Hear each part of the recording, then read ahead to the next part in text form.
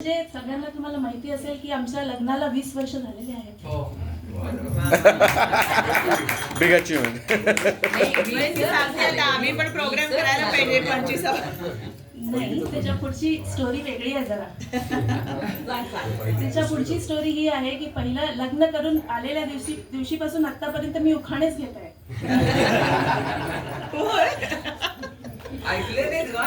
बऱ्याच वेळ उखाणे घेतले पाठ करून करून, पण ते कसं पब्लिक डिमांड्सवर असायचे. आज मला एक उखाणा घ्यायचा आहे स्वतःच्या इच्छेने. तर हे माझ्या मिस्टरांसाठी आहे. ते एवढ्यासाठी आहे की ही इच्छा माझी 20 वर्षापासूनची आहे, ती पूर्ण व्हावी अशी देवाचरणी इच्छा माझी. ते मी तुमच्या समोर सादर करते. संसार आहे दोघांचा, दोघांनी मिळून सावरावा.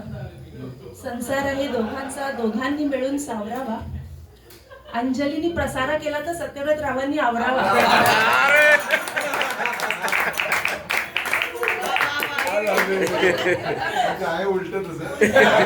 माझी ही मनापासून इच्छा आहे. तुम्ही सगळे प्लीज जरा शुभकामना शुभेच्छा द्या. ही इच्छा पूर्ण होऊ दे एकदा तरी. एवढं म्हणून मी विश्राम देते आपल्या वाणीला. माझी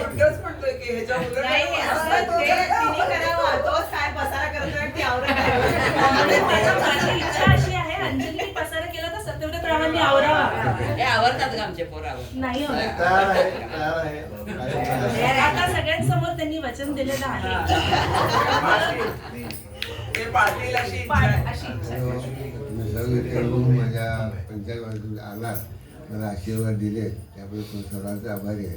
पण मला काय सांगायचं आहे, मी आत्तापर्यंत खूप म्हणजे वाईटच वागले. खरं सांगतो, लोकांची मनं दुखवली, कोणाची सरळ बोललो नाही, तरी क्षमा करावी सगळ्यांनी. स्वभाव आहे, काय लोकांना काय ते बोलायचं घाण सवय आहे, त्यामुळे बऱ्याच तसं वागायचं आम्हाला ते चांगलंच वाटेल.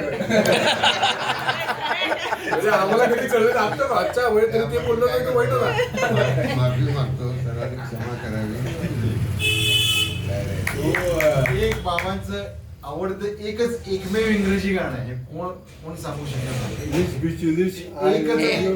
एकच एकमेव इंग्रजी गाणं त्यांना आवडतं. ते कुठलं आहे कोणाला माहिती? कम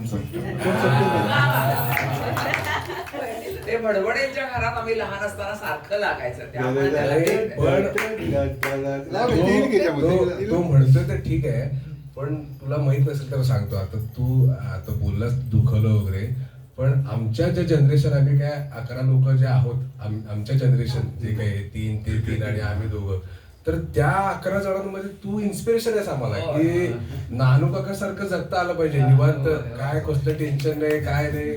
म्हणजे असं जोक करत रे. हा म्हणजे असं कधीच आम्हाला, म्हणजे दादा काका पण इन्स्पिरेशन आहेच आहे, पण तो कसं जरा म्हणजे तो उत्साही कार्यकर्ता आहे. पण हा कसं शांत होऊन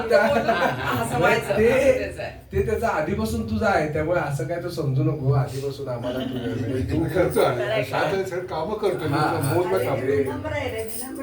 हो ना, हो ना. आणि म्हणजे अजून एक त्याच्याबद्दल सांगायची गोष्ट म्हणजे ते अभिमानाची गोष्ट आहे. तो इतका हुशार होता की त्या काळात आय थिंक एसपी ची काहीतरी परीक्षा पास झाला होता, एमपीएससी ची परीक्षा पास झाला होता. त्याची पण एक स्टोरी आहे. ते लाच मागितली त्यावेळेला, आमच्या आजोबांनी नाही दिली म्हणून त्यातून नाही जाऊ शकला. सो अशी एक स्टोरी आहे. वेगळी होती. हा, मग तर ते तो पास झाला होता. अरे त्यावेळेस त्या डीएसपीने याचं कौतुक केलं बोलून. पोरा म्हटला तुझ्यासारखा पेपर कुणी लिहिला नाही. आणि सगळ्यात जोक काय माहिती आहे का, सगळ्यात जोक काय माहिती आहे का संध्या, सगळ्यात पुढचं जोक कुठला माहिती आहे का, ह्यानं पेपरला एका सांगितलं ते बघून पेसाय झाले.